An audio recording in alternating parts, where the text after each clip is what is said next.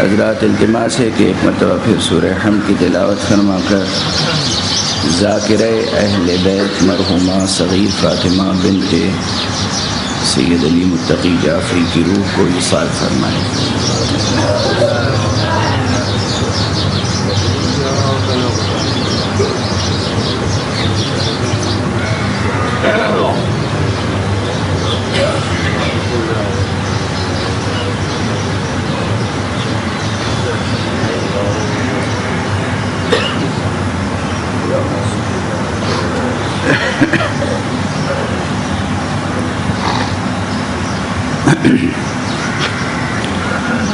اعوذ باللہ من الشیطان الرجیم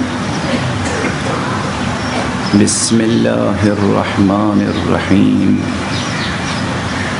الحمد للہ رب العالمین والصلاة والسلام على اشرف الخلائق اجمعین سیدنا و سید الاولین والآخرین حبیبنا و حبیب الہ العالمین امام المرسلین و خاتم النبیین ابی القاسم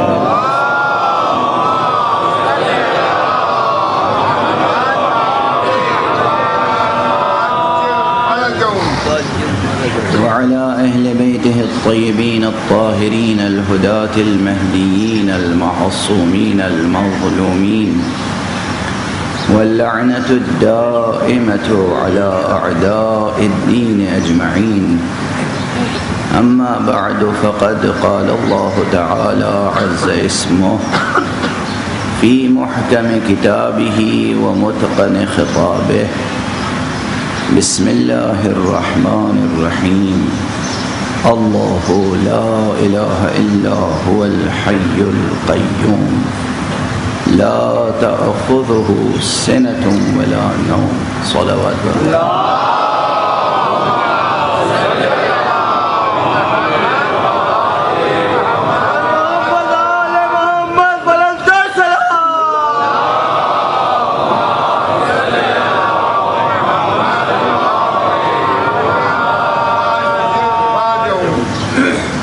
برادران عزیز،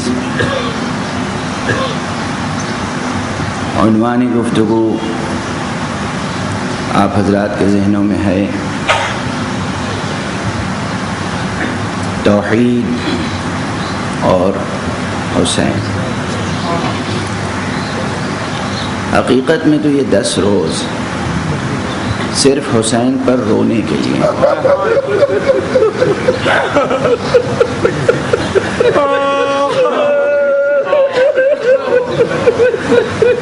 اس میں کسی شک و شبہ کی گنجائش نہیں۔ عزائے امام حسین، امام حسین کو یاد کرنا، ان پہ جو مصیبتیں پڑی اسے یاد کرنا، اس غم کو زندہ رکھنا،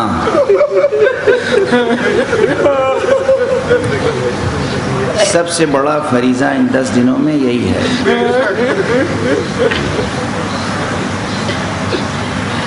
وہ جتنے بھی فقہا ہوں، مجتہدین ہوں، عرفاء ہوں، اگر وہ صحیح زاویہ فکر رکھتے ہیں تو اس نقطے پر سب متفق ہیں، کوئی اختلاف نہیں۔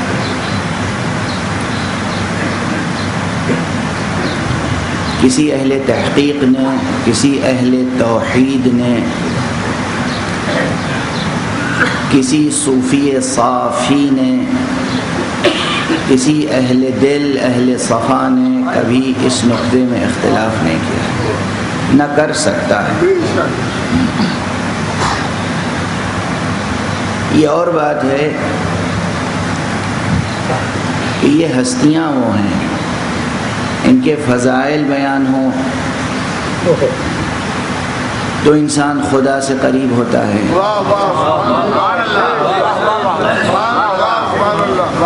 ان کے مصائب کا بیان ہو تو انسان خدا کو پہچانتا ہے۔ انہوں نے یہ سکھایا کہ ہر حال میں ذکر خدا کرو، انہوں نے یہ بتایا کہ زندگی کے ہر موڑ پر اللہ کی باتیں کرو،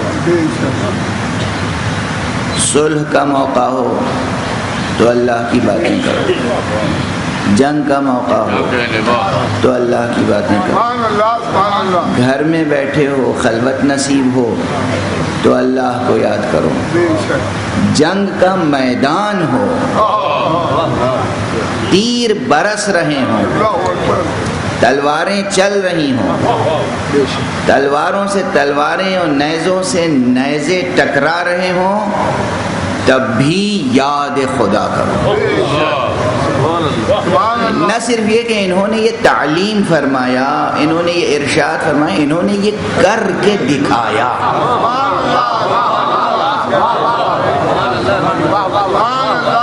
ان سے متعلق باتیں نہیں ہیں، روایتیں نہیں ہیں، یہ سب درایتیں ہیں، یہ سب حقیقتیں ہیں، سب حقائق ہیں۔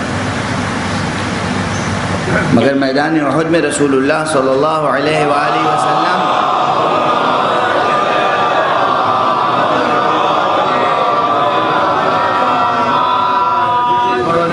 کا نماز پڑھنا یہ روایت ہے یا درایت؟ حضور کا نماز پڑھنا میدان جنگ میں زخموں سے چور، چہرہ لہو لہان، آپ نے نماز پڑھی۔ تمام تاریخیں دیکھ لیجیے، اٹھا تمام تاریخیں دیکھ لیجیے، حضور نے میدان جنگ میں نماز پڑھی۔ میدان صفین امیر المؤمنین علی ابن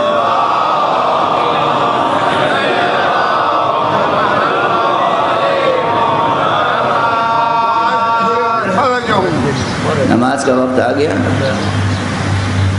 تو مولا نے مصلی بچھا دیا، اور جب یہ مصلی بچھاتے تھے تو تنہا تھوڑی بچھاتے تھے،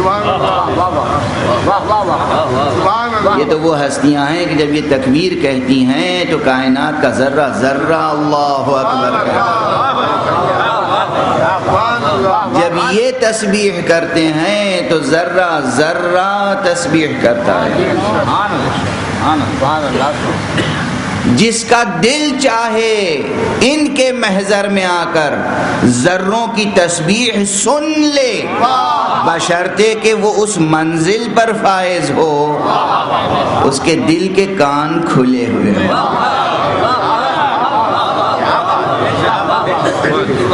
جس کا دل یہ سب داستانیں تھوڑی ہیں، یہ کہانی نہیں ہے، یہ قصہ نہیں ہے، یہ پہیلیاں نہیں ہیں، یہ حقیقتیں ہیں۔ قرآن مجید جب کہتا ہے کہ کوئی ذرہ نہیں ہے جو اللہ کی تسبیح نہ کرتا ہو، کس کا کہنا ہے؟ قرآن کا۔ تو پھر یہ شاعرانہ مبالغہ نہیں ہے۔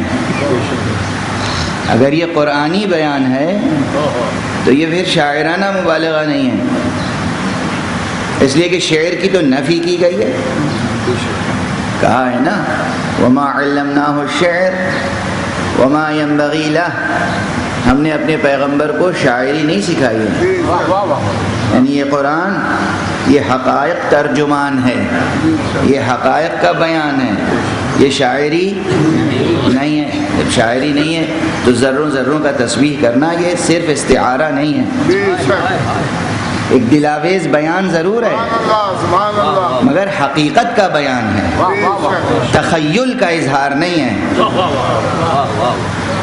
محض تخیل کا اظہار نہیں ہے، صرف امیجنیشن نہیں ہے، ایک حقیقت کا دلاویز بیان ہے۔ جب ذرہ ذرہ تسبیح کرتا ہے تو پھر وہ تسبیح سنی بھی جا سکتی ہے. لیکن ہر آواز کو سننے کے لیے مخصوص تجربہ گاہیں ہوتی ہیں. ہر روشنی کو دیکھنے کے لیے یہ روشنی، یہ بلب ہے آپ کے سامنے، اس سے بھی کیا نکلتی ہیں؟ شعاعیں. اگرچہ یہ شعاعیں بھی آپ کو خود شعاع تو نظر نہیں آتی، یہ دوسری چیزوں کو دکھاتی ہے. جب دوسری چیزیں اس کی روشنی میں نظر آتی ہیں تو آپ دوسری چیزوں کو دیکھ کر قائل ہو جاتے ہیں کہ یہاں روشنی ہے.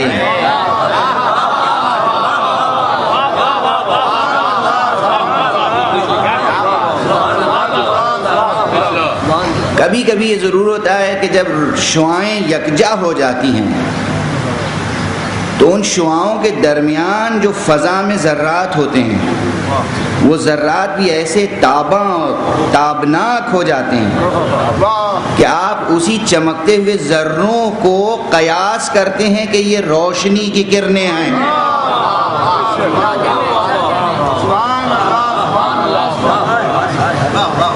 وہ ہوتے ہیں ذرے، فضا میں موجود ذرے، وہ برق پارے بن جاتے ہیں. وہ ذرے ہی برق پارے ہو جاتے ہیں، مگر وہی ذرے جن میں نور جذب کرنے کی صلاحیت ہوتی ہے.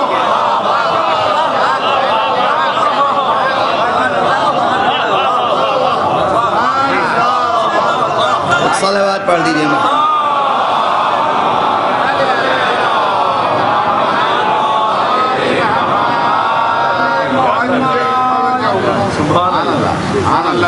ورنہ یہ کہ نہ ذروں کی آواز عام فضا میں سنائی دیتی ہے، نہ روشنی عام طور پر خود دکھائی دیتی ہے. روشنی دیکھنے کے لیے ایک خاص تجربہ گاہ چاہیے، ذروں کی آواز سننے کے لیے ایک خاص تجربہ گاہ چاہیے. الیکٹرانس میں حرکت ہے، بہت سے ایسے عناصر ہیں کہ جو تابکار عناصر ہیں، ان میں سے شعاعیں نکلتی ہیں. ارے آپ کی روزمرہ زندگی میں اب کوئی نہ کوئی بیمار پڑتا ہی ہے، اور جو بیمار نہیں پڑتے وہ بھی سال میں ایک بار ضرور اپنا پورا میڈیکل چیک اپ کرا لیتے ہیں کہ صحت سلامت رہے. تو ایکس رے ہوتا ہے، ایکس رے کی روشنی آپ کو نظر آتی ہے، ایکس رے کی کرنیں نظر آتی ہیں. عجیب لطیف مثال زبان پر آ گئی.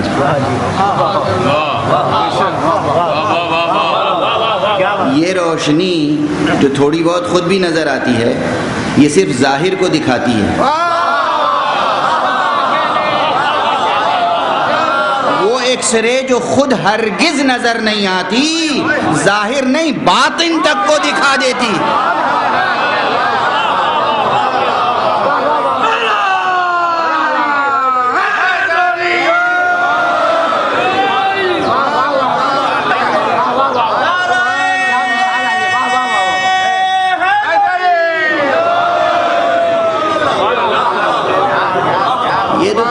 خود بھی نظر آ رہی ہے نا، جو چیز خود نظر آ رہی ہے وہ بس اپنی ہی جیسی ظاہر کی چیزوں کو دکھا رہی ہے. آپ کا چہرہ نظر آ رہا ہے، آپ کا لباس نظر آ رہا ہے، آپ کے سینے میں آپ کا دھڑکتا ہوا دل مجھے تو نظر نہیں آ رہا ہے، حالانکہ مجھے نظر آ رہا ہے، میں کہہ نہیں رہا ہوں آپ سے.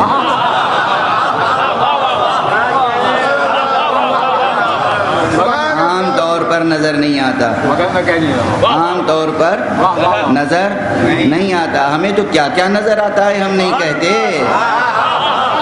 آپ میرا جملہ نہ دہرائیے. ہم چہرے دیکھ کر یہ بھی سمجھ جاتے ہیں کون محبت کرنے والا ہے، کون دشمن ہے.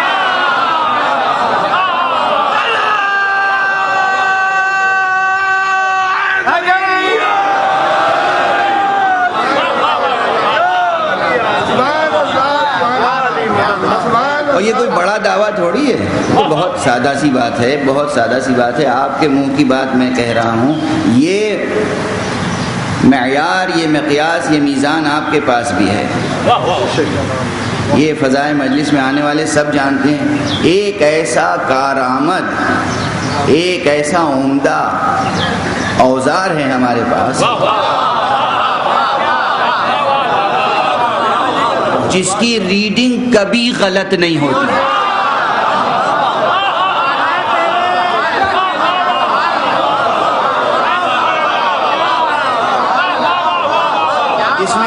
کمپیوٹر ایرر نہیں آتا۔ جب ہمیں یہ معلوم کرنا ہوتا ہے کون توحید والا ہے، کون نبوت والا ہے، کون ولایت والا ہے، اور اسی کے ذریعے ہم روحانیات سے مادیات تک کا پتہ لگا لیتے ہیں۔ ہم دیکھتے ہیں کس کی روح سلامت ہے، کس کا جسم سلامت ہے، کس کی نسل سلامت ہے۔ یہ سب کہنے کی باتیں ہوتی نہیں ہیں، ہمارے پاس معیار ہے کلام پیغمبر رسول اللہ صلی اللہ علیہ وآلہ وسلم نے یہ اوزار ہمیں دیا ہے۔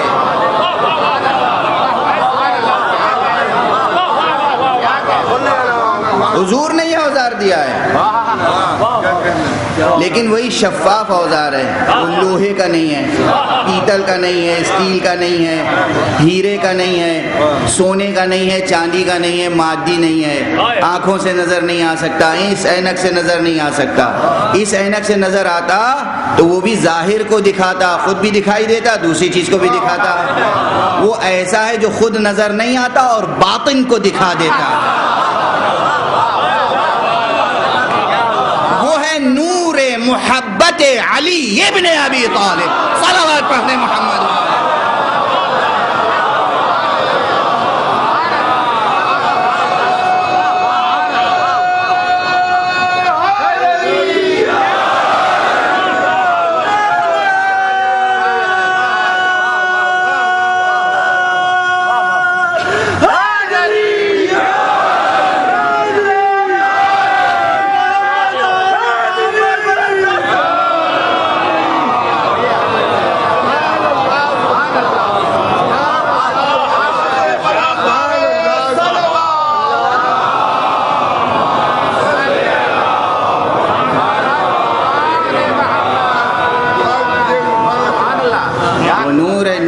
محبت علی ابن ابی طالب۔ حضور کا ارشاد ہے، صحیح حدیث کی کتابوں میں ہے، صحیح السند ہے، معتبر ہے، اور ایسا معتبر قول ہے کہ مافوق اعتبار ہے،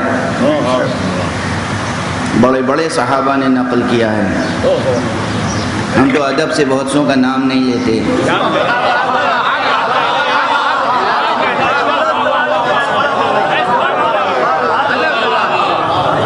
بڑے صحابہ نے نقل کیا ہے تو حضور نے فرمایا، کتابیں دیکھ لیجیے گا جا کر، آپ اصرار کریں گے تو میں کتابیں لا کے یہاں دکھا دوں گا۔ حضور نے فرمایا، اے علی، تمہاری محبت نہیں رکھے گا مگر وہ جو مومن ہوگا، تم سے دشمنی نہیں رکھے گا مگر وہ جو منافق ہوگا۔ بعض صحابہ کہتے ہیں کہ دور پیغمبر میں کیا عبارت، دور پیغمبر میں، عصر پیغمبر میں، عہد پیغمبر میں، حضور کے عہد میں، حضور کے حین حیات ظاہری، ورنہ ہمارے جو آج بھی حضور حیات ہے، حضور کے حین حیات ہمارا یہ طریقہ تھا کہ آپس میں یہ سمجھنے کے لیے کہ کون منافق ہے، علی کا ذکر چھیڑ دیتے تھے۔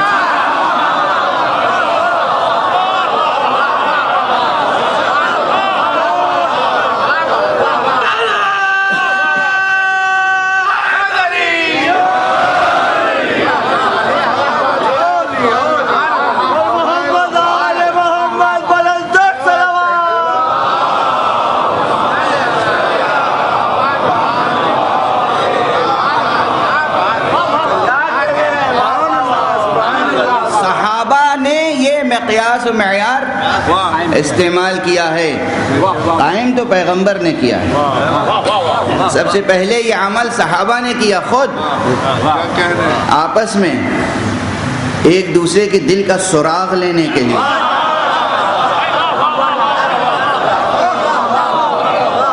دیکھیں تو صحیح، سراغ کس چیز کا لیتے تھے؟ ایمان کا، مگر ذکر اللہ کا نہیں کرتے تھے، علی کا کرتے تھے، یہ جاننے کے لیے کہ اللہ والا ہے یا نہیں، ذکر علی کا کرتے تھے۔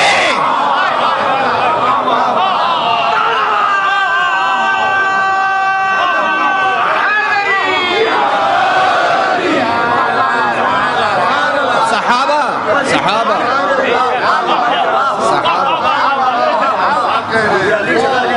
کی کتابیں دیکھیے، رجال کی کتابیں دیکھیے، تذکرے دیکھیے صحابہ کے، تابعین کے، ان کا یہ دستور تھا، طریقہ تھا، خود کا ہے۔ ہم یہ دیکھنے کے لیے کہ ہمارے درمیان منافق کون ہے، مومن کون ہے، ہم علی کا ذکر کرتے تھے۔ اور فرمایا آپ نے اگر صحابہ یہ کرتے تھے تو آج تک جو ہم کر رہے ہیں، ہم تو سیرت صحابہ پر عمل کر رہے ہیں۔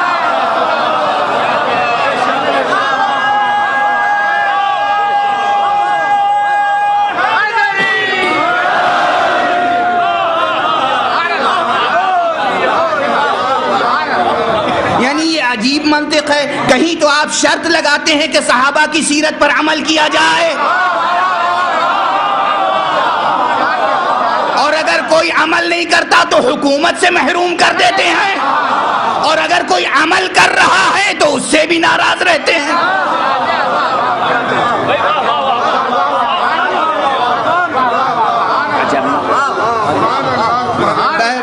بات سے بات نکلتی چلی آئی۔ میں تو عرض صرف یہ کر رہا تھا کہ کچھ چیزیں ہوتی ہیں جو خود نظر نہیں آتی مگر باطن کو دکھا دیتی ہیں۔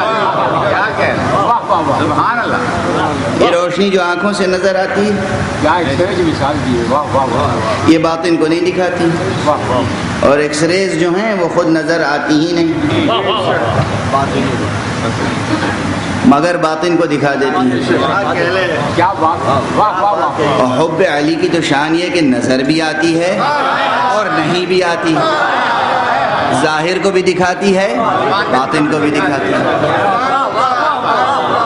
یہ وہ ہیں کہ ان کے محضر میں آ جاؤ تو ذروں کی تسبیح سنائی دیتی ہے۔ ذرے جب یہ کہتے ہیں سبحان اللہ، پوری کائنات کہتی ہے سبحان اللہ۔ جب یہ کہتے ہیں لا الہ الا اللہ، پوری کائنات کہتی ہے لا الہ الا اللہ۔ جب یہ کہتے ہیں اللہ اکبر، کائنات کا ذرہ ذرہ کہتا ہے اللہ اکبر۔ لیکن کائنات کی تسبیح و تحلیل و تکبیر سننے کے لیے قلب صافی چاہیے، بے شک بے شک، قلب پاکیزہ چاہیے، وہ دل چاہیے جس پہ کدورت نہ، جس پہ غبار نہ، دل کی آنکھیں کھلی ہوں، دل کے کان کھلے ہوں۔ سبحان اللہ سبحان اللہ۔ ان کے محضر میں جہاں ذرے ذرے تسبیح کرتے ہوں، جب یہ میدان میں بھی مصلی بچھا دیتے ہیں تو تنہا نہیں بچھاتے ہیں، چاہے وہ احد کا میدان ہو، چاہے وہ صفین کا میدان ہو، چاہے وہ کربلا کا میدان ہو۔ جب یہ ہر موقع پہ ذکر خدا کرتے ہیں تو ہم مجبور ہیں کہ ان کے ذکر کے درمیان ذکر خدا کریں۔ اس لیے میں توحید اور حسین کے عنوان سے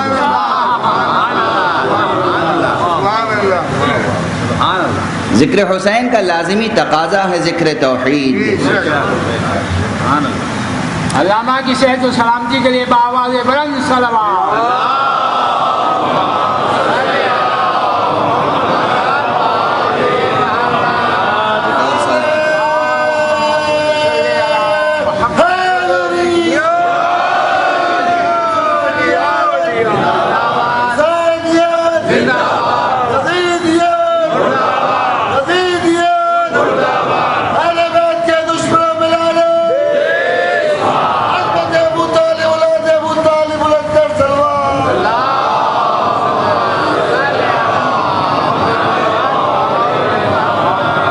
جب ان کے مکتب میں آ کر ہم دیکھتے ہیں کہ انہوں نے توحید کا بیان کس کس طریقے سے کیا ہے، تو ان کے بیانات کو پڑھنے کے بعد یہ طالب علمانہ دعویٰ ہم کرتے ہیں کہ پورے 10 دن نہیں 1 مہینے تک بھی گفتگو جاری رہے تو صرف ایک کلمہ اللہ کی تفسیر مکمل نہیں ہو سکتی۔ ایک کلمہ اللہ سے ابھی تک تو صرف اس کے حسن لفظی کا تھوڑا سا بیان ہوا ہے، اس میں حروف کیا ہیں، حروف گھٹا دیجئے بڑھا دیجئے، کیا کیفیت ہوتی ہے۔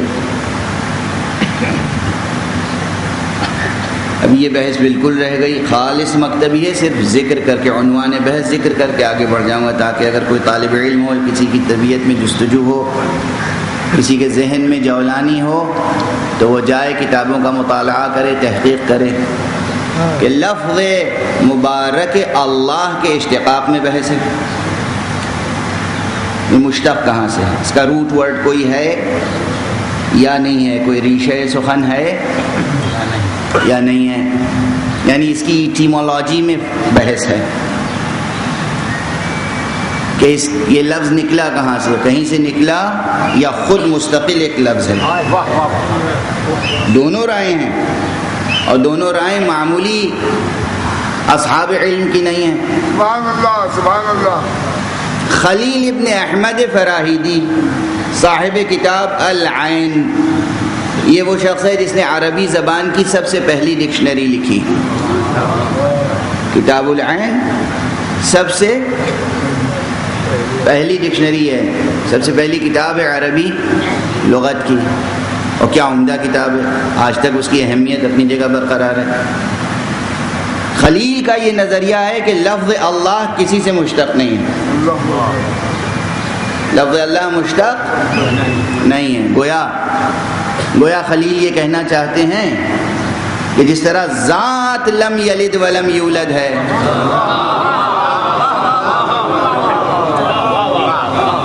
اسی طرح یہ اسم مبارک لم یلد ولم یولد ہے۔ گویا وہ کہتے ہیں یہ لفظ کسی اور لفظ سے، کسی مادے سے مشتق نہیں ہے، یہ مستقل ایک لفظ ہے جو اللہ سبحانہ و تعالیٰ نے اپنی ذات گرامی کے لیے بطور علم اختیار فرمایا۔ اس نظریے کے حسن میں کوئی کلام نہیں، لیکن صرفی و اشتقاقی اعتبار سے لوگوں کو کلام ہے۔ چنانچہ سیبویہ اور دوسرے جو محققین ہیں وہ کہتے ہیں کہ نہیں، ہے تو مشتق، لفظ ہے بہرحال، اور لفظ ہے تو اس کا مادہ اسی اعتبار سے جیسے عام طور پر عربی کے الفاظ کے مادے ہوتے ہیں، سے حرفی، وہ 3 حرفوں پہ مشتمل مادہ ہے، حمزہ، لام اور ہے۔ حمزہ، لام اور ہے، یہ 3 حرف ہیں جن سے اللہ کا لفظ وجود میں آیا۔ خلیل کے بعد ایک اور بہت بڑا ماہر لغت اور جس کا فن ہی ہے فن اشتقاق، یعنی عربک ایٹیمولوجی، عربی علم الاشتقاق میں وہ اپنی جگہ امام میں فن ہے، اور نا خدائے فن ہے۔ ابن فارس کی کتاب ہے معجم و مقاییس اللغت العربیہ، اس میں وہ کہتا ہے حمزہ، لام اور ہے یہ ایک اصل اصیل ہے، یہ ایک مادہ ہے، اور اس کے صرف ایک معنی ہے، اور وہ ہے تعبد۔ اسی لیے اس سے لفظ اللہ بنا، یعنی معبود۔ یہ سب یاد رکھیے گا، یہ سب صرف میں ہیڈنگ ذکر کر کے آگے بڑھ رہا ہوں، ریفرنس دیتا جا رہا ہوں، ریسرچ کرنا آپ کا کام ہے۔ لیکن اب اس کے بعد کارواں اور آگے بڑھا، اب ظاہر ہے ہر قول کی دلیلیں ہیں، ہر قول کی تفصیلات ہیں، ہر قول کی تشریح ہے، اسی لیے میں کہہ رہا ہوں اگر دلیل و تشریح کے ساتھ بیان ہو تو لفظ اللہ کا بیان، لفظ اللہ کا بیان، ذات اللہ کا نہیں، معنی اللہ کا نہیں، لفظ اللہ کا بیان ایک مہینے میں ختم نہیں ہو سکتا، اللہ یہ کہ بحثوں سے صرف نظر کیا جائے۔ اسی کہ جو کہتا ہے کہ مشتق نہیں ہے اس کے دلائل تو میں نے ذکر نہیں کیے، خلیل کے دلائل تو میں نے ذکر نہیں کیے، میں نے اس کا نتیجہ قول نقل کیا، آگے بڑھ گیا۔ اب اس قول کے پیچھے کچھ اس کی دلیلیں ہیں، ان دلیلوں پر بحثیں ہیں، اختلاف نظر ہے، سیبویہ نے کیوں کہا مشتق ہے، اس کی دلیلیں ہیں، اس پر بحثیں ہیں۔ ہر دلیل ہمارے یہاں تو ہم جس مکتب کے ہیں وہاں رد و قبول کا رزمیہ ہے. صرف یہ نہیں ہوتا کہ مجتہد مرجع تقلید کچھ کہہ کے گزر جائے اور سب سر جھکا کے آمنا و صدقنا کہیں. جس وقت درس خارج و بحث خارج میں وہ کسی مسئلے پہ روشنی ڈالتا ہے تو اس کے ہر شاگرد کو حق ہوتا ہے کہ وہ کھڑا ہو کر اعتراض کرے. اوکے جناب استاد 70 برس 80 برس 90 برس کا استاد اور 20 برس کا جوان، اسے اختیار ہوتا ہے کھڑا ہو کے کہ جناب آپ نے جو بحث چھیڑی ہے یہ بحث تو بالکل سرے سے درست نہیں ہے. کہنے والے یہاں تک کہتے ہیں مبنا ہی درست نہیں ہے آپ کا. کوئی کہتا ہے مبنا کے اوپر جو آپ نے بنا تعمیر کی ہے وہ درست نہیں ہے، اس بنا میں خلل ہے. ہوتا ہے یا نہیں؟ حوضے کے افاضل تشریف فرمائیں، یہ تصدیق کر رہے ہیں. آپ سمجھتے ہیں کہ دین فکر و نظر کے در اور دریچے بند کر دیتا ہے؟ ہرگز نہیں. کوئی اور دین ہوگا. یہ دین وہ دین ہوں گے جو دین نہیں ہیں، جو جہل کی دین ہیں.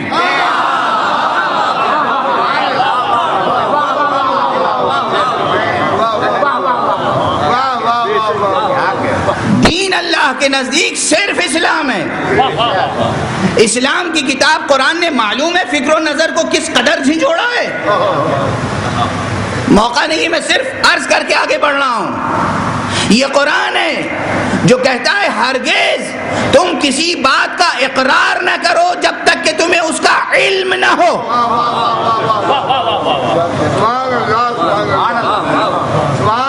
سنا آپ نے؟ ہرگز تم کسی بات کا اقرار نہ کرو جس کا تمہیں علم نہ ہو.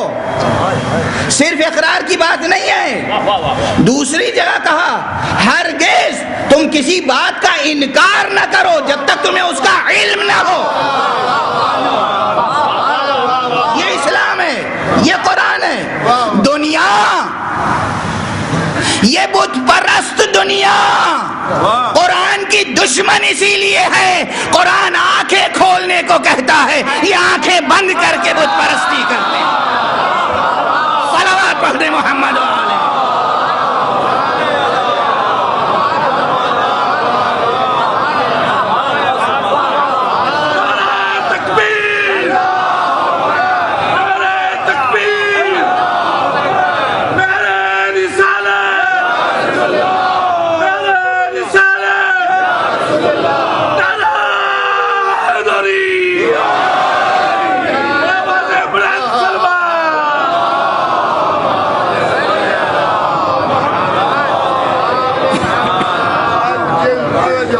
ایک اور بلندر صلوات پڑھ دیں.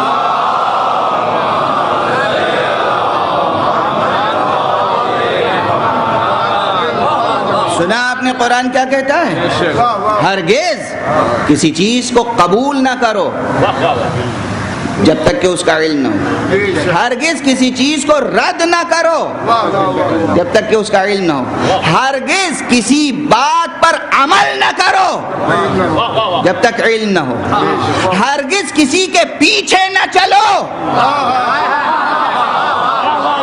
جب تک کہ علم نہ ہو. ہرگز کسی کو اپنے پیچھے چلنے کی دعوت نہ دو جب تک کہ علم نہ ہو. یہ سب قرآن کے نص سے آیات ہیں جن کا ترجمہ ذکر کر کے آگے بڑھ رہا ہوں. اس میں میری مجبوری ہے، مزاج کی مجبوری ہے. نص سے آیت پڑھوں تو کسی ایک لفظ ہی کی تشریح میں پوری گفتگو ختم ہو جائے. کہیں ذہن جو ہے وہ کسی ایک حرف اور کسی ایک کلمے پر ٹھہر جائے گا. اس لیے ترجمہ پڑھ کے آگے بڑھتا ہوں. حوالے آپ تلاش کر لیجیے گا یا مجھ سے لے لیجیے گا. یہ ہے قرآن.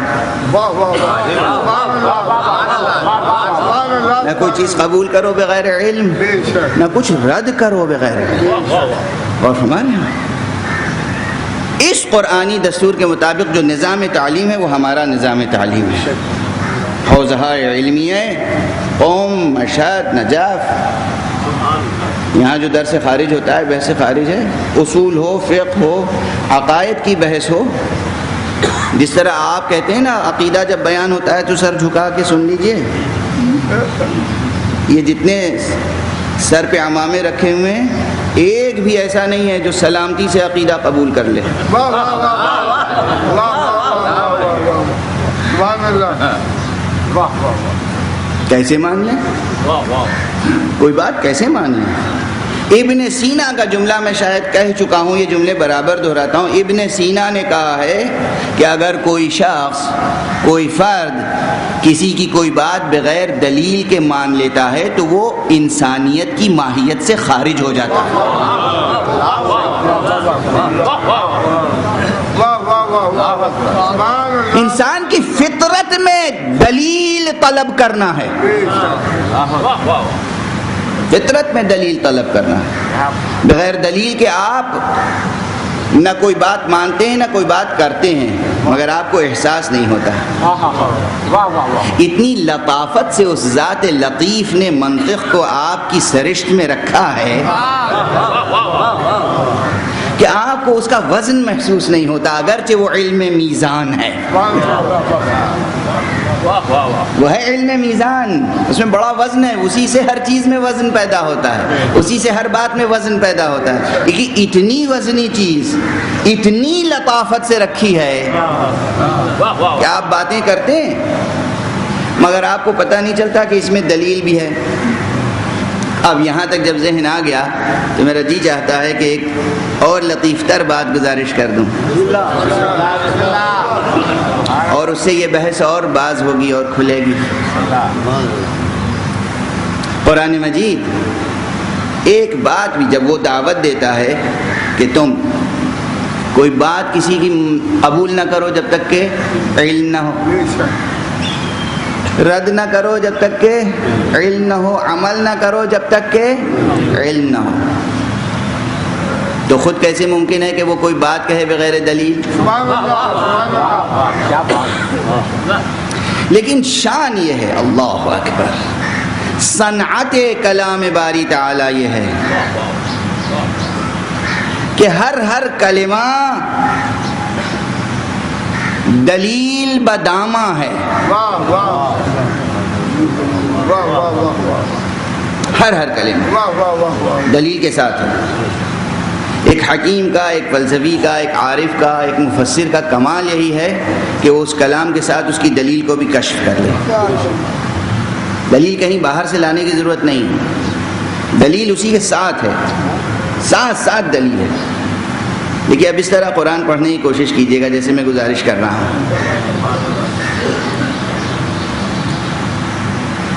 شروع کرتے ہیں قرآن بسم اللہ الرحمن الرحیم سے۔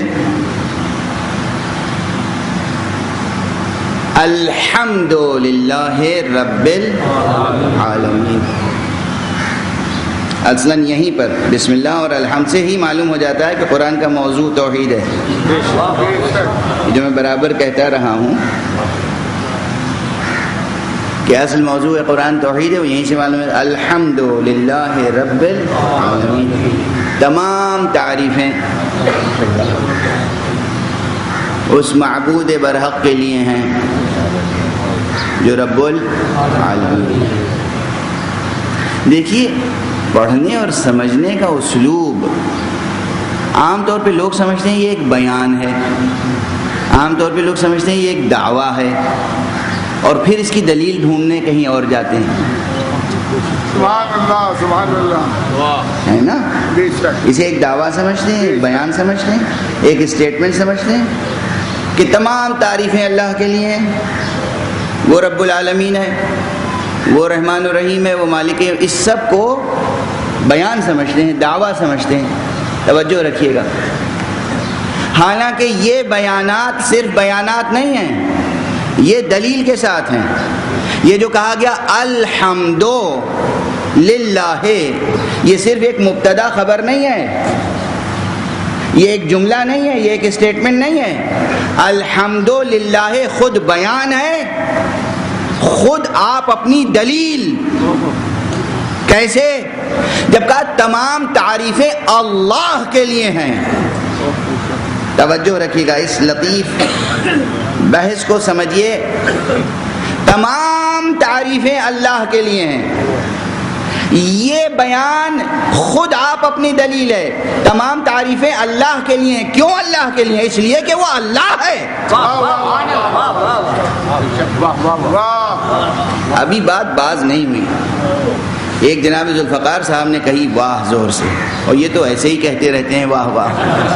ان کی واہ واہ سے ٹی وی والے تو پریشان ہوتے ہیں, لیکن ذاکر کا جو دل بڑھتا ہے اس کی کیفیت آپ کیا سمجھ سکتے ہیں. مومنین کے دلوں کی جو ترجمانی ہوتی ہے وہ ایک الگ. پروردگار ان کا سایہ برقرار رکھے. یہ دعا میں اس لیے نہیں دے رہا ہوں کہ یہ مجھے داد زیادہ دیں,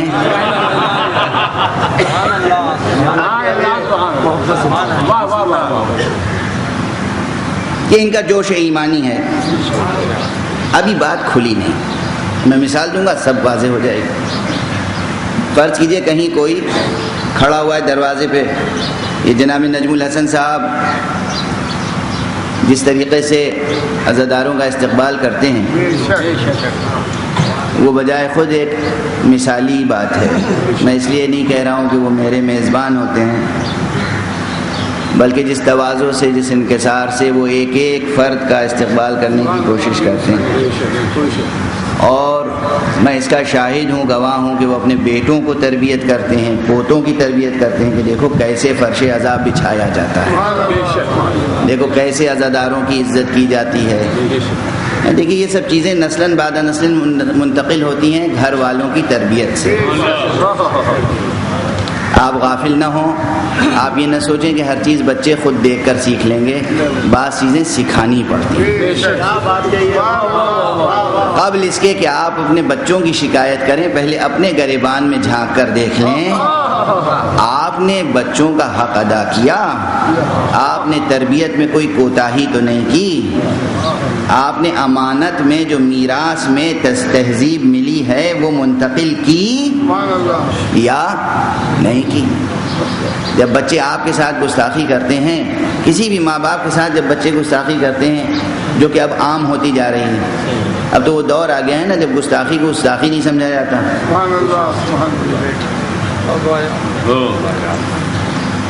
لیکن اب جن لوگوں کے ذہنوں میں وہ قدریں ہیں, دلوں میں وہ باتیں ہیں, وہ ظاہرے کو سمجھتے ہیں شوخی کیا ہے, گستاخی کیا ہے, مزاح کیا ہے, ہتک اور توہین کیا ہے. ہر چیز میں فرق ہے. فرما برداری کیا ہے, نافرمانی کیا ہے. یہ سب چیزیں بغیر سمجھائے ہوئے, بغیر بتائے ہوئے, بغیر تعلیم دیے ہوئے, بغیر تربیت کیے ہوئے نہیں آتی. معصومین کو جب ہم دیکھتے ہیں کہ ایک دوسرے سے اس طرح گفتگو کر رہے ہیں جیسے تربیت کر رہے ہوں, حالانکہ معصوم کی تربیت خدا کرتا ہے. پیغمبر کا ارشاد ہے ادبنی ربی فاحسن تادیبی, میری تربیت میرے پروردگار نے کی ہے, اور کیا اچھی تربیت کی ہے. اس کے باوجود معصوم گھرانوں سے ہمیں تربیت کی روایتیں ملی, اسی لیے کہ ہم بتا رہے ہیں کہ تربیت کرنا چاہیے. تو بہرحال یہ ایک مثال میں دے رہا تھا کہ یہ استقبال کرتے ہیں, اور ظاہر ہے کہ یہ بھی فطرت انسانی میں ہر ایک کا استقبال اس کے حسب حیثیت ہوتا ہے. ایک تو یہ ہے کہ عزادار حسین ہے, ہر ایک کی عزت ہے برابر کی, لیکن اس میں کوئی عالم دین ہے, کوئی سائنسداں ہے, کوئی کسی عہدے و منصب پہ فائز ہے. تو یہ بھی اسلام نے سکھایا ہے کہ اگر کسی کی کوئی خاص حیثیت عرفی ہے تو اس کو اس کی حیثیت عرفی کے ساتھ احترام ملنا چاہیے. اب کوئی منسٹر صاحب آ رہے ہیں, ان کا احترام ظاہر ہے کہ ان کے حسب منصب ہوگا. کوئی عالم دین آ رہے ہیں, ان کا احترام ان کے حسب منصب ہوگا. اب اگر وہ پہچانتے ہیں کسی کو کہ یہ جناب بجرانی صاحب ہیں اور منسٹر ہیں اور تشریف لا رہے ہیں فرش عزا پر, پروردگار ان کی توفیقات میں اضافہ فرمائے, موجود ہیں, تو ان کا بیٹا نہیں پہچانتا یا پوتا نہیں پہچانتا. اب دیکھیے دلیل و دعویٰ. تو نجم الحسن صاحب کھڑے ہیں اور ساتھ میں پوتا کھڑا ہے. اب انہوں نے پہلے ہاتھ ملایا اور اس کے بعد اس سے کہا کہ ہاتھ ملاؤ تم بھی. اب وہ دیکھے گا انہیں کہ کیوں ہاتھ ملاؤں.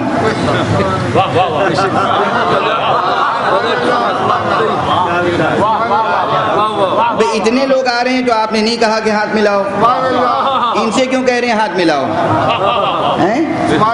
بچے بس دیکھ لیتے ہیں، ان کی نظر میں سب کچھ ہوتا ہے. بچوں کی نظر بھی قیامت کی نظر ہوتی ہے. کاش ہم لوگ بچوں کی نگاہوں سے ادب سیکھیں. بچے جب خوش ہوتے ہیں تو کس طرح دیکھتے ہیں، جب ناراض ہوتے ہیں تو کس طرح دیکھتے ہیں، جب ان کے ذہنوں میں سوال ہوتا ہے تو ان کی نگاہ کیسے اٹھتی ہے. تو اب اس نے لفظوں میں کچھ نہیں کہا، اب انہوں نے کہا ہاتھ ملاؤ. یہ بجرانی صاحب ہیں، بس اتنا کہنا کافی ہے. یہ کہنا یہ بجرانی صاحب ہیں، یہ اسٹیٹمنٹ بھی ہے، دلیل بھی. توجہ ہے. اس ایک جملے کو کوئی منطقی مکتبی انداز سے جب پھیلائے گا تو وہ قضیہ بنائے گا. یہ بجرانی صاحب ہیں، بجرانی صاحب منسٹر ہیں، منسٹر کا ایک پروٹوکول ہوتا ہے، پروٹوکول کا تقاضا یہ ہے کہ تم ان سے ہاتھ ملاؤ. اتنا بڑا استدلال اس ایک جملے میں چھپا ہوا، یہ بجرانی صاحب ہیں. یہ جب ہمارے محاورات میں ہے کہ ہم کبھی ایک لفظ کہتے ہیں اس میں استدلال چھپا ہوتا ہے، تو اگر یہ منطقی حس بیدار ہے، یہ منطقی شعور بیدار ہے، تو سمجھیے اللہ کہہ رہا ہے الحمدللہ رب العالمین. تمام تعریفیں اللہ کے لیے ہیں. کیوں؟ اس لیے کہ وہ اللہ ہے.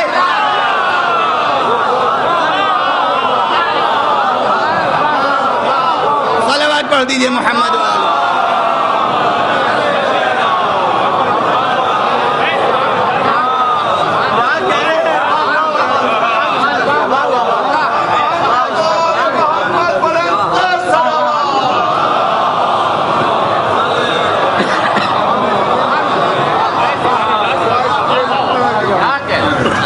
اب میں کیا کروں، میری بھی مشکلیں بہت ہوتی ہیں، اور شاید ہر خطیب کی ہوتی ہوں گی، ہر بولنے والے کی مشکلیں ہوتی ہیں. اگر کبھی محبت میں مثال دے دیجئے یا مثال بربنائے مثال دے دیجئے تو کچھ لوگ خوش ہوتے ہیں، کچھ لوگ ناراض ہوتے ہیں. نہ جانے کتنے حاسد آج ان کے بڑھ جائیں گے.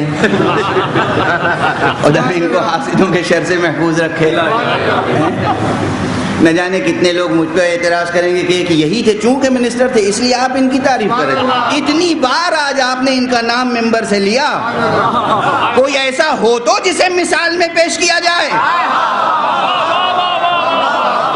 میں دست ادب جوڑ کے کہہ رہا ہوں، یہاں بزم میں یہ ایسے ہیں کہ ان کے مثال دی جائے تو ان کی مثال دے رہا ہوں، بار بار نام لے رہا ہوں. پیغمبر جب بار بار علی کا نام لیتے ہیں،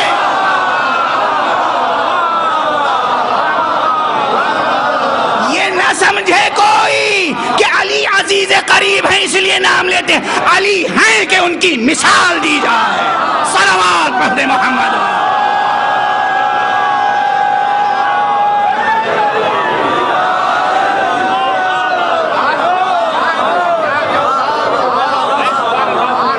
ایک اور صلوات پڑھ دیں.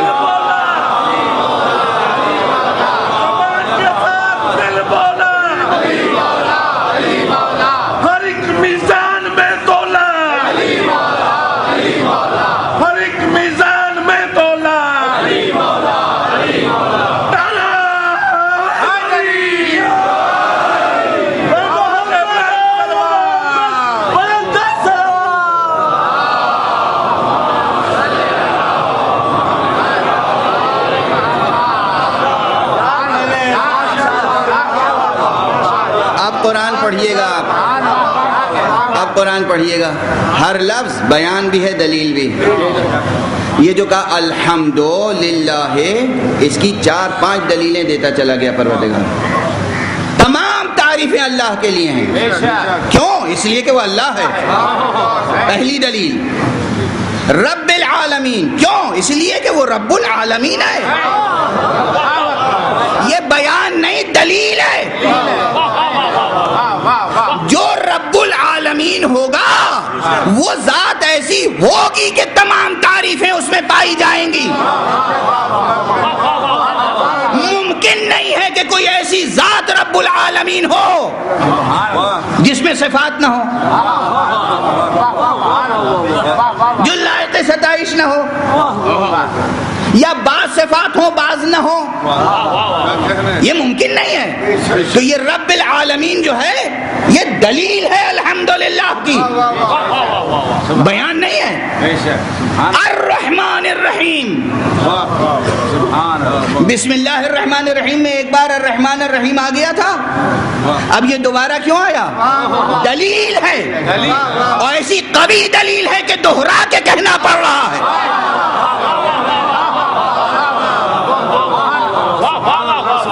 جو دلیل اہم ہوتی ہے وہ دلیل بار بار دہرائی جاتی ہے. تمام تعریفیں اس کے لیے ہیں، کیوں؟ اس لیے کہ وہ رحمان ہے، اس لیے کہ وہ رحیم ہے. آپ ترجمہ پڑھتے ہیں تو ایک اسٹیٹمنٹ پڑھ کے سمجھ کے گزر جاتے ہیں، کیسا روانی سے گزر جاتے ہیں. ہر کلمہ دلیل ہے. یہ ہے قرآن و برہان کا رشتہ. میں نے کبھی مختصر سا بیان کہیں کیا تھا لاہور میں، غالباً جناب بدر حیدر صاحب کے محبت قدے پر 6B ماڈل ٹاؤن میں، اور اس کا عنوان تھا قرآن و عرفان و برہان. قرآن برہان عرفان ساتھ ساتھ ہے. کہیں ایسا نہیں ہے کہ قرآن سے برہان جدا ہو جائے، قرآن سے عرفان جدا ہو جائے. یہ ہے برہان. برہان یعنی دلیل. قرآن کہہ رہا ہے الحمدللہ، یہ قرآن بھی ہے، برہان بھی ہے، عرفان بھی ہے. رب العالمین بیان بھی ہے، برہان بھی ہے، عرفان بھی ہے. الرحمن الرحیم قرآن بھی ہے، برہان بھی ہے، عرفان بھی ہے. مالک یوم الدین، یہ الحمدللہ کی دلیل ہے. جو تمام تعریفوں کا مستحق نہ ہو وہ مالک یوم الدین نہیں ہو سکتا.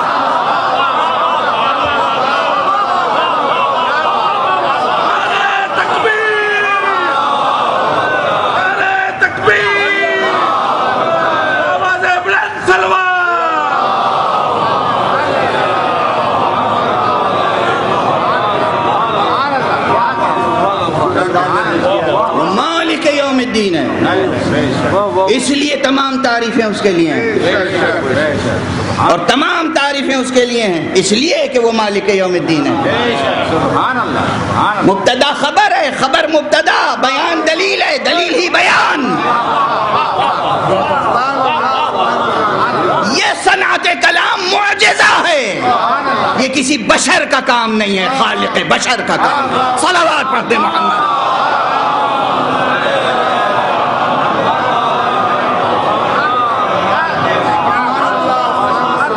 اب آج کے بعد سے پڑھیے گا سورہ حمد نماز میں تو اس کیفیت کے ساتھ پڑھیے گا. بیان نہیں ہے، دلیل ہے. قرآن بھی ہے، برہان بھی ہے، عرفان بھی ہے. یہی صورت جیسے الحمد کی میں نے صرف ابتدا کی چند آیتوں کی طرف اشارہ کیا ہے، یہی صورت آیت الکرسی میں ہے. ایک مبتدا جو ہے اللہ ہو، مبتدا اسم علم، اسم ذات. اب اس کے بعد جو خبر ہے، خبر کی خبر ہے، دلیل کی دلیل. اللہ ہو، لا الہ الا ہو، اللہ ہے معبود برحق، اس معبود برحق کے سوا کوئی معبود نہیں ہے. یہ صرف خبر نہیں ہے، کوئی معبود اس لیے نہیں ہے کہ ایک معبود برحق ہے.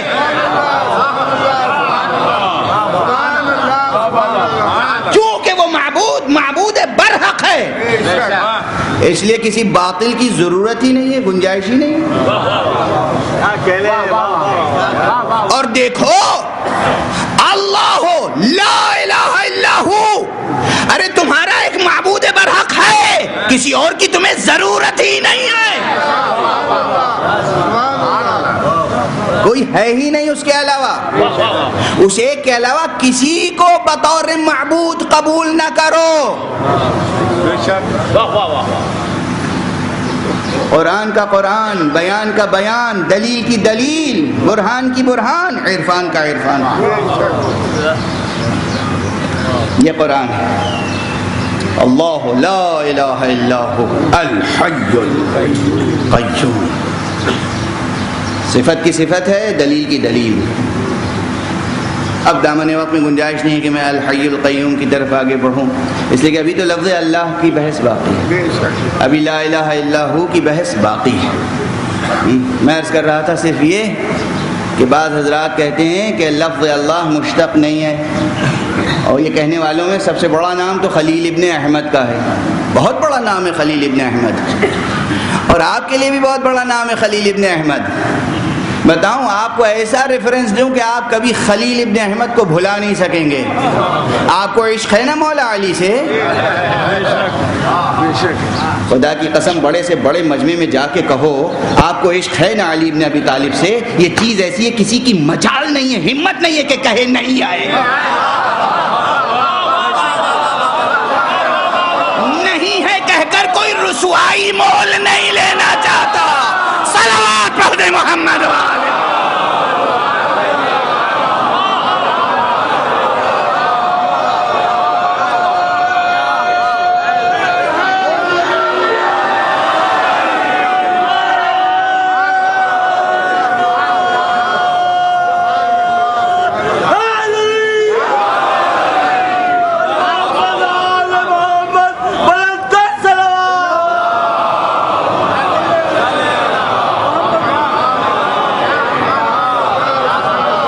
اسی لیے دیکھیے دنیا میں جا کے دیکھیے کتنے ایسے ہیں نام علی لیجئے تو چہرہ فق ہو جائے گا، مگر کہیں گے ہمیں بھی محبت ہے. صرف ابھی کو نہیں، ہمیں بھی محبت ہے. نام حسین لیجئے آنکھیں سوکھی رہیں گی، کہیں گے ہمیں بھی غم ہے. ہمت نہیں ہے اپنی بد باطنی کا اعتراف کریں.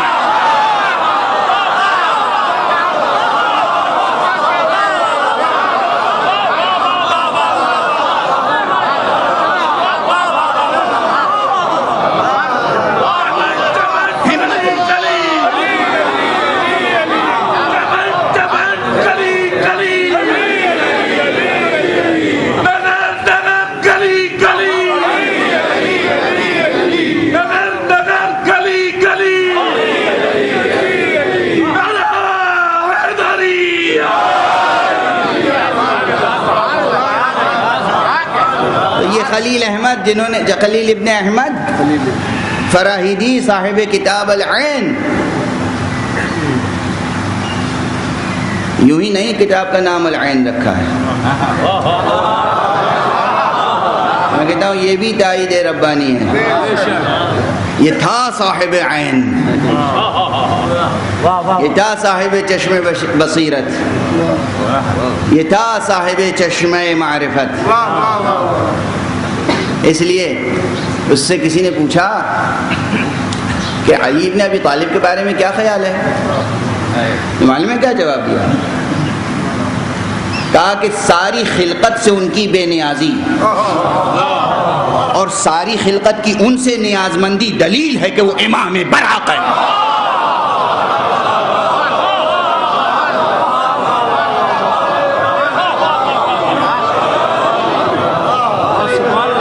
یہ جملہ خلیل ابن احمد کا ہے. سونے کے حرفوں سے لکھ کے اسے سزا خانے میں لگا دیجیے. خلیل ابن احمد فراہیدی کہتے ہیں کہ احتیاج الکل الیہ و استغناؤہ عن الکل، سب کی نیاز مندی اس ذات گرامی سے اور اس ذات کی سب سے بے نیازی ہے.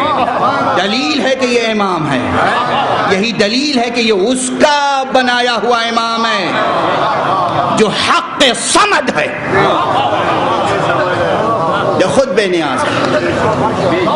یہ ہے خلیل جس کا کہنا یہ ہے کہ لفظ مبارک اللہ مشتق نہیں ہے.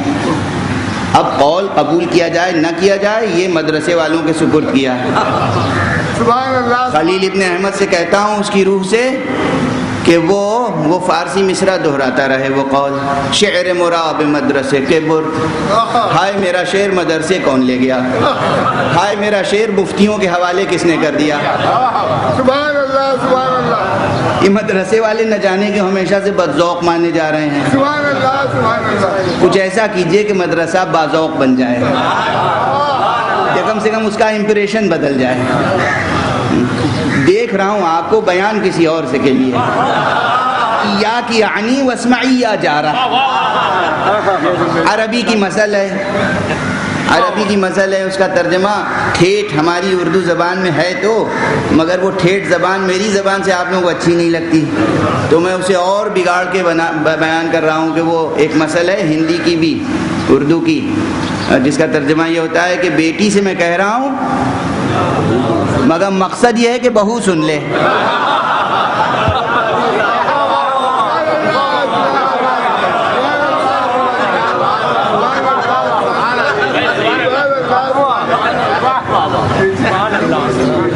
ویسے اسے مردانی مسئلوں میں نہیں زنانی مسئلوں میں شمار کرنا چاہیے.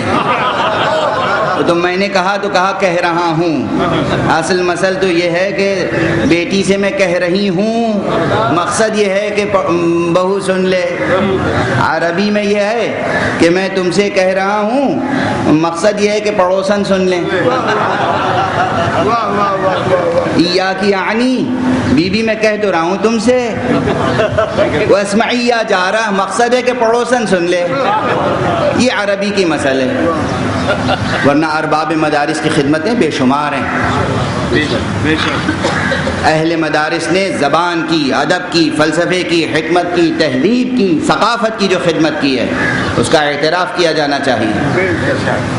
یہ اہل مدرسہ کی میراث ہے جو اہل دانشگاہ کو ملی ہے. اہل دانشگاہ ارباب مدرسہ کو تحقیر یا تضحیق کی نگاہ سے نہ دیکھیں، استخفاف کی نگاہ سے نہ دیکھیں. بہرحال یہ جملے درمیان میں آ گئے. یہ جو جملے یوں ہی درمیان میں آ جاتے ہیں وہ یوں ہی نہیں آتے، اور آپ اسے یوں ہی سن کر فراموش نہ کر دیا کیجیے.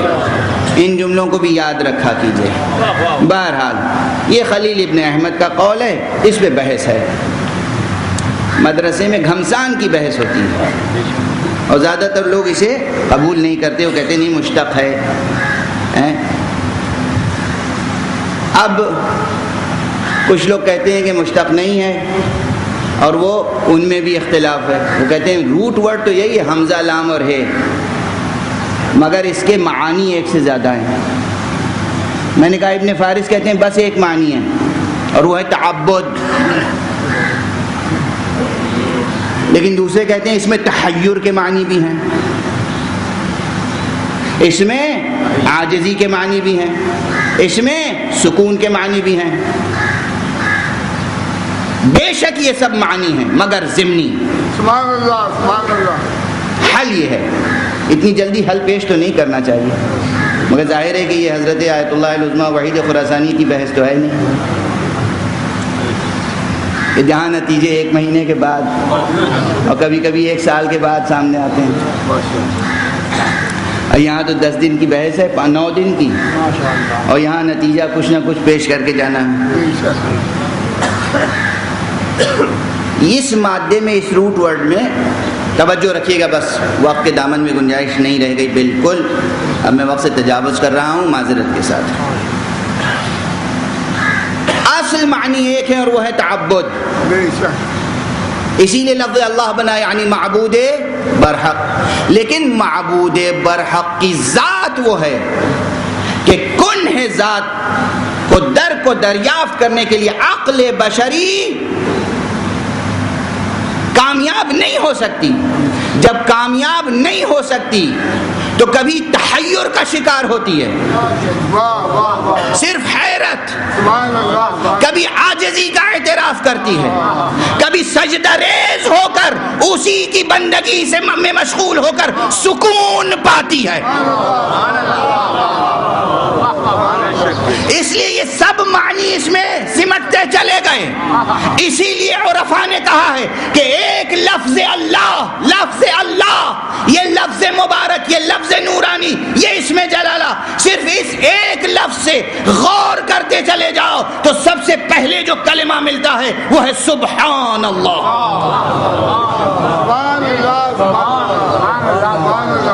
یہ باطن سے نکلتا ہے، یہ باطن لفظ اللہ سے نکلتا ہے کلمہ سبحان اللہ، یہ پہلا کلمہ ہے۔ دوسرا کلمہ نکلتا ہے والحمد للہ، تیسرا کلمہ نکلتا ہے ولا الہ الا اللہ، چوتھا کلمہ نکلتا ہے واللہ اکبر۔ اور ہر کلمے میں معنی کی ایک تہ پوشیدہ ہے، کہیں حیرت ہے، کہیں عاجزی ہے، کہیں اعتراف ہے، کہیں سکون۔ صلوات پڑھ دیجئے محمد۔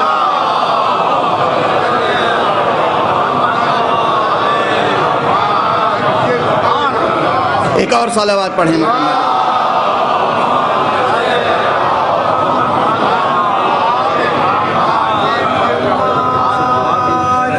ابھی صرف لفظ اللہ کا بیان ہے، ابھی معنی اللہ کا بیان شروع نہیں ہوا، ابھی صفات اللہ کا بیان شروع نہیں ہوا، صرف لفظ اللہ، وہ بھی بہت سمیٹ کر، بحث کو سمیٹ کر عرض کر رہا ہوں کہ ایک لفظ اللہ پر غور کیجئے تو غور کرتے کرتے کرتے کرتے سب سے پہلے جو چیز سامنے آتی ہے وہ سبحان اللہ۔ اب یہ کیسے مراحل بعد میں موقع ملا، ذہن اس طرف آیا تو پھر گزارش کروں گا، آج گفتگو کو روک رہا ہوں اس مرحلے پر۔ دیکھیے سبحان اللہ والحمد للہ ولا الہ الا اللہ واللہ اکبر، یہ جتنے ذکر ہیں ان ذکروں میں سب سے بڑا ذکر ہے، سب سے بڑا ذکر ہے، بہت جامع۔ یہ ذکر کرنے کا شرف جسے نصیب ہو جائے وہ صاحب کرامات ہو جاتا ہے۔ اس ذکر کے آثار البتہ اس کے شرائط ہیں، اس کے آداب ہیں، اس کی تعداد ہے، کتنی بار یہ ذکروں کی جو تعداد ہے نا وہ بالکل ایسی ہی ہے۔ مثال دے رہا ہوں بچوں کے لیے، جب آپ کو کوئی تکلیف ہوتی ہے آپ دوا لینے جاتے ہیں تو یہ اینٹی بائیوٹک دوائیں اور دوائیں جو ہیں ان میں پوٹنسی ہوتی ہے، ہومیوپیتھک دواؤں میں بھی پوٹنسی ہوتی ہے، وہ 6 سے شروع ہوتی ہے یا 3 سے شروع ہوتی ہے، اس کے بعد وہ جناب 30 اور پھر 100 اور 1000 تک اور پھر اس سے اوپر، اور اسی طرح یہ اینٹی بائیوٹک دواؤں کی پوٹنسیز ہوتی ہیں۔ ہر پوٹنسی ایک مخصوص مرض کا علاج کرتی ہے، مخصوص سطح تک، ہے نا۔ کچھ ایسی پوٹنسیز ہوتی ہیں کہ جو بنا کے رکھ دی جاتی ہیں کہ یہ چھوٹے بڑے مرد عورت سب استعمال کر سکتے ہیں، زندگی کے لیے فائدہ بخش ہے، کوئی سائیڈ ایفیکٹ نہیں ہے۔ یہ مثال یاد رہے گی۔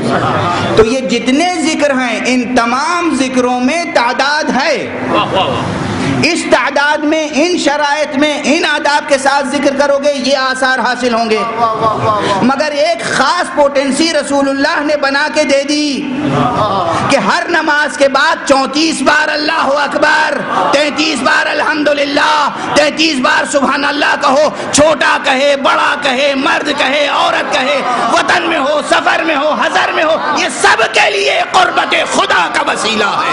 صلوات پڑھنے محمد۔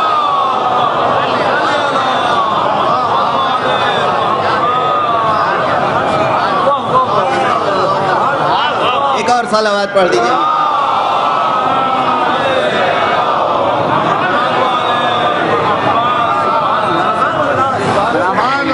اب جو لوگ علم الاعداد و علم جبر و علم باطن سے علوم باطنیہ سے آشنا ہیں ان سے پوچھئے گا کہ اسرار کیا ہیں کہ اللہ اکبر کو 34 بار رکھا گیا ہے، کیا سر ہے، کیا راز ہے، اس عدد میں کیا راز ہے، یہ الحمدللہ 33 بار کیوں، سبحان اللہ 33 بار کیوں، یہ ترتیب کیوں، یہ 34 اور 33 یہ کیا تقسیم ہے، اس میں کوئی راز ہے یا یوں ہی؟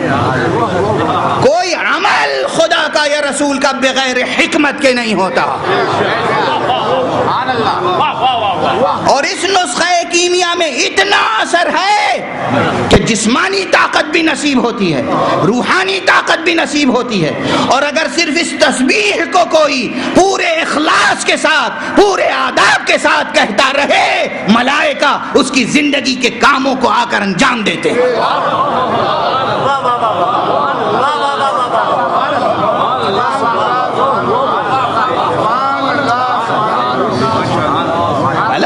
مدد کرتے ہیں. یہ تسبیح ہے پروردگار کرنے والا مومن ہے, ہمیں اس کی مدد کرنی چاہیے. یہ ہمارے رب کی تسبیح کرنے والا بندہ ہے, ہمیں اس کی حفاظت کرنی چاہیے. یہ ہمارے اللہ کی, ہمارے معبود کی تسبیح کرنے والا ہے, ہمیں اس پہ سایہ کرنا چاہیے. ہمیں اس کے بچوں کی حفاظت کرنی چاہیے, ہمیں اس کے مال کی حفاظت کرنی چاہیے, ہمیں اس کے گھر کی حفاظت کرنی چاہیے. یہ جس جگہ بیٹھ کے تسبیح کرتا ہے وہاں ہمیں حفاظت کرنی چاہیے. ملائکہ خود رضاکارانہ طور پر, وہ عامل اور ہیں جو تسخیر کرتے ہیں. یہ نسخہ وہ ہے جہاں تسخیر ہوتے ہیں, کرتے نہیں ہیں.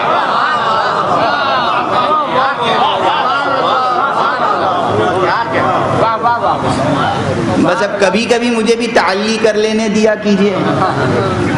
وہ دوسرے ہوں گے جو تسخیر کرنا سکھاتے ہیں, میں تو ایسے نسخے بتاتا ہوں جس سے تسخیر ہو جائیں. بس سبحان اللہ والحمد للہ ولا الہ الا اللہ واللہ اکبر, یہ چاروں کلمے ایک لفظ اللہ سے نکلے. اور ایک کلمے کی اور گنجائش تھی, وہ بھی اسی سے نکلا ہے, لفظ اللہ سے نکلا ہے, مگر نکالا کس نے؟ میں برابر ذکر کرتا رہا. وہ کلمہ وہ ہے جو علی بن ابی طالب نے ارشاد فرمایا.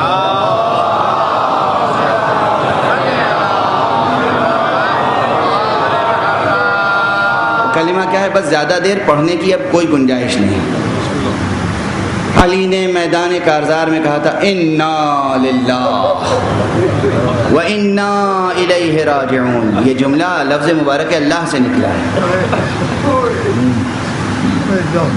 دادا علی مرتضیٰ نے میدان جنگ میں کہا تھا برجستہ انا للہ و انا الیہ راجعون.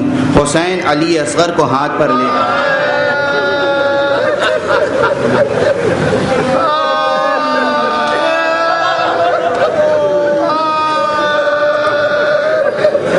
حسین علی اصغر کو ہاتھ پر لے کر میدان کربلا میں آگے بڑھ رہے ہیں اور پیچھے کھڑے ہیں. اور کیا کہہ رہے ہیں؟ وہ دادا کا جملہ, وہ جو میدان احد میں علی نے کہا تھا وہ حسین کربلا میں دہرا رہے ہیں اپنے بچے کو. گویا اب اس بچے کو حسین نے جو لوری دی ہے, انا للہ و انا الیہ راجعون رضا بقضائہ و تسلیما لامرہ. اللہ اکبر اللہ اکبر اللہ اکبر. اب کیا کسی بیان کی ضرورت ہے؟ دامن وقت میں گنجائش بالکل نہیں ہے. وقت گزر چکا, وقت تمام ہو گیا. آج اس عزا خانے کی روایت کے مطابق یہاں ایک جھولے کی شبیہ اٹھتی ہے. یہ شبیہ اس لیے لائی جاتی ہے تاکہ آپ کو معلوم ہو جائے کہ کربلا میں ایک شیر خوار بھی شہید ہوا. ایک پیاسا شیر خوار باپ کے ہاتھوں پہ تڑپ تڑپ کے جان لی ہے اس نے. نہیں, تڑپ تڑپ کے نہیں, لہک لہک کے جان لی. ہمک ہمک کے تیر کا استقبال کیا ہے. اور یہ پرانا جملہ ہے میرا, میں اسے دہرانے کا حق رکھتا ہوں کہ جو لوگ یہ سمجھتے ہیں کہ حسین کو چند لمحوں ہی کے لیے صحیح اضطراب لاحق ہو گیا تھا, نہیں, غلط کہتے ہیں. یہ اضطراب نہیں تھا, حسین تو ناز فرما رہے. جس جذبے سے, جس شوق سے, جس طرح ہمک کے بچے نے موت کا استقبال کیا تھا. بچہ جھولے میں تھا نا.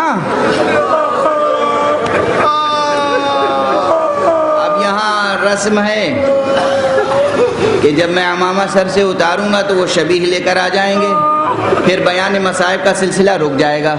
اس لیے یہ عمامہ سر پہ رکھے رہتا ہوں بیان مصائب میں مجبوراً, ورنہ اصغر کا بیان ہو.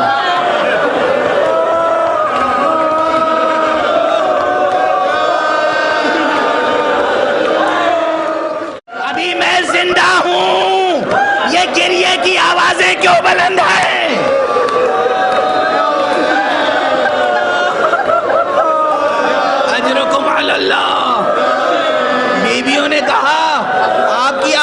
استغاثہ سن کر اصغر نے خود کو جھولے سے گرا دیا. امام نے کہا لاؤ لاؤ لاؤ میرے بچے کو میرے سپرد کر دو.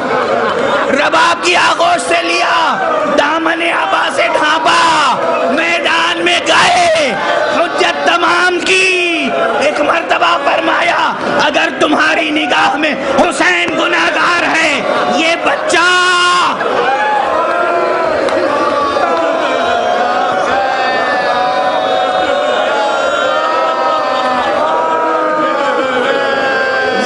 تو گناہگار نہیں ہے, کسی کی نگاہ میں گناہگار نہیں ہو سکتا, یہ پیاسا ہے.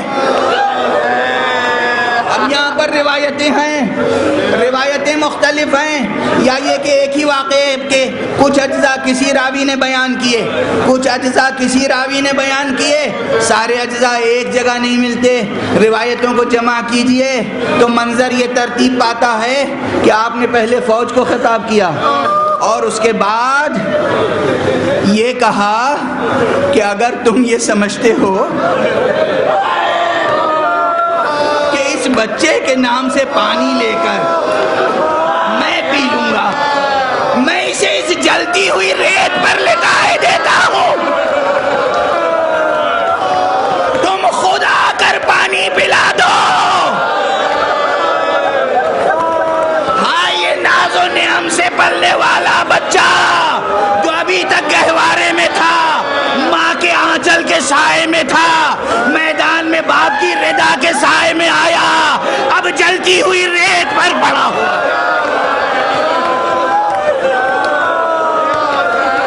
مگر حسین کے سینے میں باپ کا دل تھا, جلتی ہوئی ریت پہ رکھا, پھر فوراً اٹھا